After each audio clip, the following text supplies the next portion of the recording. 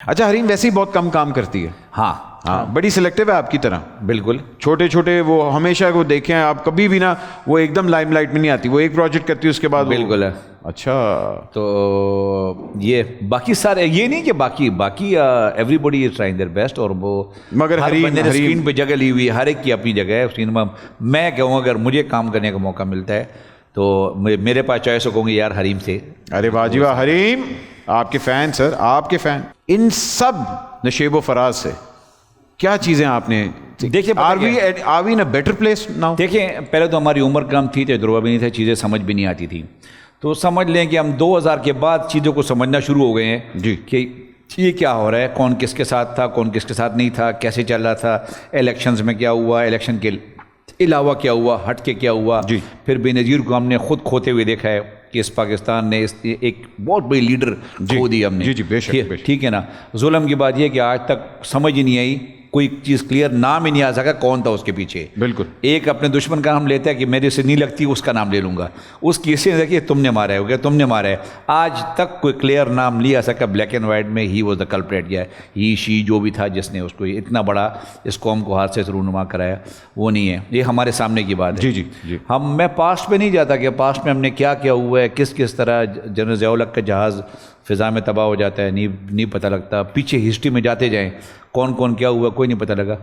تو ان ساروں چیزوں کو جب میں دیکھتا ہوں اور پھر میں دیکھتا ہوں کہ اتنی ساری ہسٹری خاموش ہے ان چیزوں کے اوپر, نہ ہم نے اس کو خریدنے کی کوشش کی ہے, نہ وہ لیتے ہوئے آ رہے ہیں, نہ ہم اس کو مزید ایکسپلور کرنے کی بھی کوشش ضرور محسوس نہیں کرتے کہ یار ایک دن تو شاید سامنے آ جائے. نہیں یار دنیا میں ہوتا ہے کہ امریکنس کے بارے میں کہہ رہے 30 سال کے بعد وہ چیزوں کو انفولڈ کرتے ہیں کہ یار بس ہاں جی یہ ہوا تھا 30 سال پہلے, یہ ہوا ڈی کلاسیفائی ہو گئی بس ٹھیک ہے. تو میں کہتا ہوں کہ اب جو ہمیں سمجھ بوجھ کے سمجھ آنی شروع ہو گئی ہے تو ہمیں پتہ لگا یار کہ کیا کیا ہوتا رہا اس ملک کے ساتھ. اور پھر ہم نے کہ دنیا ہم سے ڈو مور کا مطالبہ کرتی رہی, ہم کرتے گئے. جی ہم نے سب کو دیکھا ہے, چاہے ایک لیڈر تھا دوسرا تھا, وہ ان کے آرڈر مانتے رہے, وہ آئے. اور آپ لوگ ہمیشہ فرنٹ لائن پہ رہے ہیں. بالکل. ہم نے تو ہر دور میں نا لاشیں اٹھائی ہیں, ہم نے ہر دور میں شہداء. میں جب بات کروں میری بات کے پیچھے وہ کرب ہے, وہ یاداشت ہے جو میں نے اپنے دوست ایم جے میں نام لیتا ہوں, کرنل ایم جے, اس کو کھویا ہے. یہ وہ میرا وہ ساتھی تھا, میرا وہ بیچ میٹ تھا جو ہم شام کو نا, ہم سندھ میں میری پوسٹنگ تھی, ہم دونوں اکٹھے تھے, تو اس کو اقبال زبانی یاد تھا. یہ مجھے جب 9 اپریل میں میں نے اس بندے کو بڑا مس کیا. 9 پہ وہ اقبال مجھے سنایا کرتا تھا, مجھے اس کے شعر سناتا تھا, اس کو فارسی کے شعر یاد تھے اقبال کے. وہ اقبال ایسا موٹیویٹڈ بندہ ہم نے کھو دیا اس جنگ میں. وہ جنگ جو ہمیں سمجھ ہی نہیں آئی, ہم کیوں اس میں گھسے, اس جنگ پہ کیوں, کیسے باہر نکلیں گے. ابھی تک اسی جنگ میں ہم اگر دیکھا جائے تو ون وے اور دی ادر اس کا حصہ ہیں. کب نکلیں گے اس میں سے, اور کب یہ ہم ایکچولی اپنے آپ کو اس سے علیحدہ سمجھیں گے, کب ہمارے جو اپنے ملک کے اندر دشمن بنے ہیں کب وہ ہمارے ساتھ بیٹھ کے سارے معاملات ٹھیک کریں گے. تو وہ اتنے, میں نے میجر عامر کو کھویا, میں نے کس کو کھویا, کس کا نام لوں, میجر حامد کو ہم نے کھویا. میں اپنے دوستوں کو دیکھتا ہوں, میں نے صفت غیور کو ہم نے کھویا, میں نے ملک سعد تو کھویا جو SSP پہ جو CCPO پشاور تھے, IG صفت غیور تھے, جنرل ثناء اللہ, جنرل مشتاق.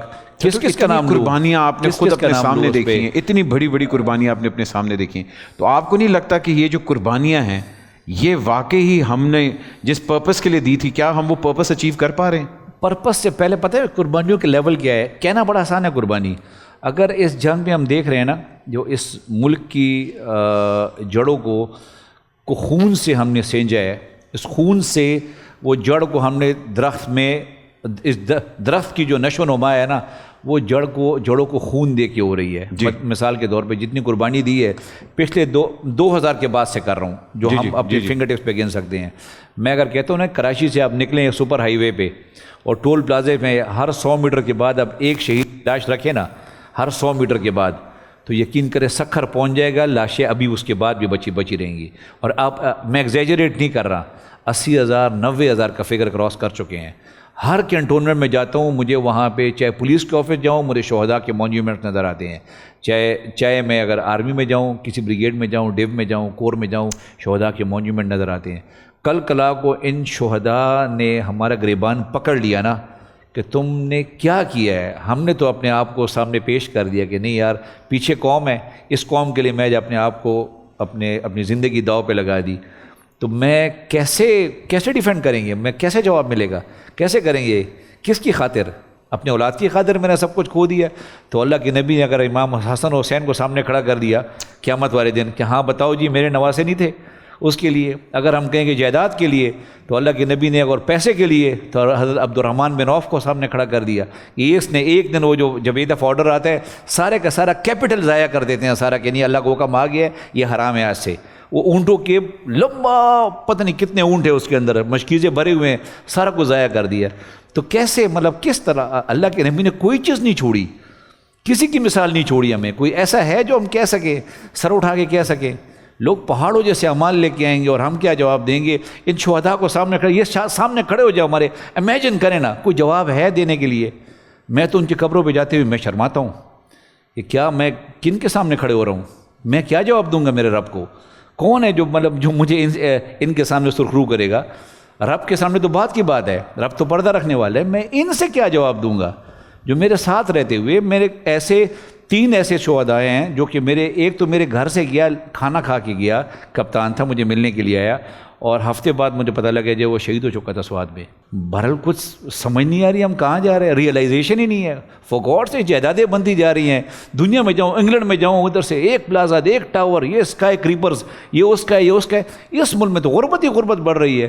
دبئی میں, انگلینڈ میں, فرانس میں پلازے ختم نہیں ہو رہے, فرانس میں محلات ہے, فرانس میں وہ دیکھو, میں اپنی آنکھوں سے دیکھ کے آ رہا ہوں. کس کے ہیں؟ ہمیں پاکستانیوں کے ہیں. تو کتنی اتنی پراپرٹیز باہر بن گئی, تو ادھر کیا تھا؟ تو آپ کو کیا لگ رہا ہے اس کا حل کیا ہے؟ اس کا حل ریئلائزیشن ہے. اس کا حل ابھی ہے کہ ہم ابھی بیٹھیں, ابھی فیصلہ کریں کہ خدا کے لیے بس انف از انف. آئے بیٹھتے ہیں, بس بہت ہو گئی, لیٹس اسٹے ٹوگیدر.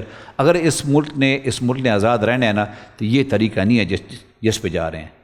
دنیا کو دیکھ کے رونا آ رہا ہے. میں ان بچوں سے شرماتا ہوں, یہاں آتا ہوں بچوں سے شرماتا ہوں. مجھے یہ بتائیں ان سے ہم نے ان کو دیا کیا ہے؟ ہمیں تو ملے گراؤنڈز ملے. میں اور آپ جب پیدا ہوئے, جب آئے اسکول ایج پہ تھے, ہمارے پاس بڑے بڑے گراؤنڈز تھے. یہ عائشہ بوانی اسکول دیکھ لیں, بڑے بڑے گراؤنڈز. جب جگہ جگہ پبلک اسکولز دیکھیں, ہم ان میں پڑے ہوئے ہیں. بڑے بڑے گراؤنڈ, ٹورنامنٹ ہوا کرتے تھے. ان کو کیا دکھا رہے ہیں؟ سوسائٹیز دکھا رہے ہیں.